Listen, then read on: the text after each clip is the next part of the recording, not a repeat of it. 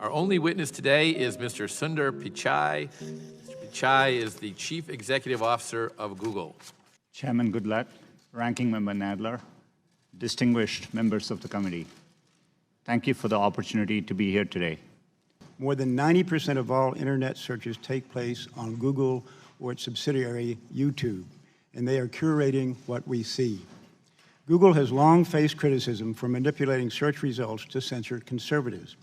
Conservative individuals and organizations have had their pro-Trump content tagged as hate speech or had their content reduced in search results.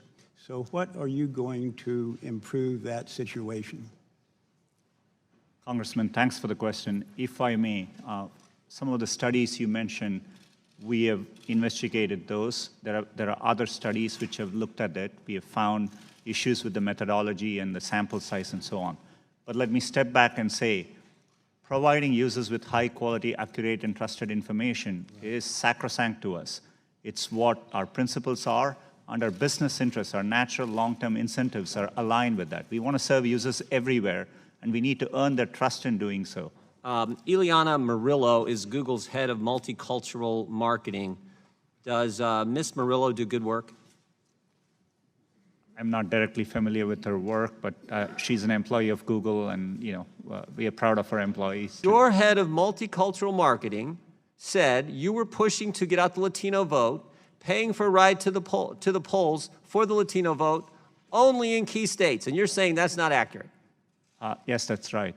We haven't found any evidence to substantiate So she just made it up out of thin air the day after the election and wrote this email to your top executives, and it's not true? Congressman, I'm happy to follow up, but I think the employees today do their own activities. We don't want the follow-up. I want the real answers right here in this committee. As I said earlier, we have looked into it. We didn't find Did you push to get out the key vote? And I would say the two most populous states for Latinos would be California and Texas. Did you push to get out the Latino vote and pay for people to go to the polls in California and Texas? We as a company didn't have any effort to push out votes for any particular demographic. That would be against our principles. We participate in the civic process in a nonpartisan way, and we think it's really important we do it that way. I have an iPhone, and if I move from here and go over there and sit with my Democrat friends, which will make them real nervous, does Google track my movement? Does Google, through this phone, know that I have moved here and moved over to the left? It's either yes or no. Not by default. There may be a Google service which you've opted in to use, and if... So Google knows that I am moving over there. It's not a trick question. You know, you make $100 million a year, you ought to be able to answer that question. Does Google know through this phone that I am moving over there and sit next to Mr. Johnson, which would make him real nervous? It's his question. It's yes or no. I wouldn't be able to answer without looking at... You can't say yes or no. Without knowing more details, sir. I have a concern concerning China. In 2010, Google left the Chinese marketplace due to concerns over hacking attacks, censorship, and how the Chinese government was possibly gaining access to data.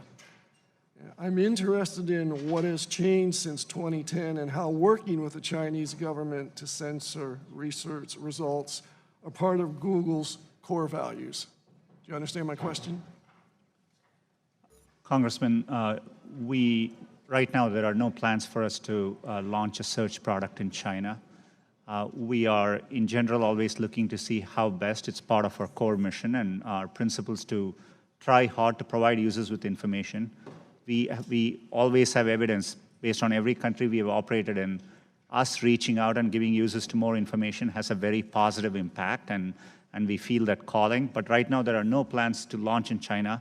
To the extent that we ever approach a decision like that, I will be fully transparent, including with policymakers here, and engage and consult widely. So anticipating what took place in 2016 happening again, and this is specifically regarding what Russia did to foment racial tensions in the United States, and wanting to know how you are responding to that, where they called for, fake protest either to get African Americans to turn out to protest something that was fake, or to have white supremacists be ginned up to attack communities of color. So specifically, what is Google doing to respond to that? We mainly saw, with respect to Russia, limited improper activity on our ad platforms. But in general, we are not a social networking company across the products we do. It's an area we haven't done well as a company. So we typically aren't connecting groups of people, and that's not how Google mainly works today. And so we haven't seen that kind of activities on our platforms. But we are vigilant and, and happy to share any findings which come through as we look into it more. The operating environment in China has deteriorated with respect to surveillance, censorship, and the like since Google first made the decision in 2010 to leave. So I want to ask very specifically, are any employees currently having product meetings on this Chinese project? And if not, when did those end? We have undertaken an internal effort, but right now there are no plans to launch a search service in China, as I said earlier. Are there any current discussions with any member of the Chinese government on launching this app? Currently, we are not in discussions around launching a search product in China. Are there any current discussions with members of the Chinese government about this? This effort currently is an internal effort, and I'm happy to consult as well as be transparent to the extent we take steps towards launching a product in China. And who at Google is leading the Dragonfly effort? It's our efforts around building search. It's undertaken by our search teams, but these are distributed efforts. It's a limited effort internally currently. Will you, Mr. Pichai, rule out launching a tool for surveillance and censorship in China while you are CEO of Google? Congressman, I commit to engaging. One of the things which is important to us as a company, we have a stated mission of providing users with information. And so we think it's in our duty to explore possibilities, to give users access to information. And, I have that commitment, but, as I said earlier on this, we'll be very thoughtful and we will engage widely as we make progress.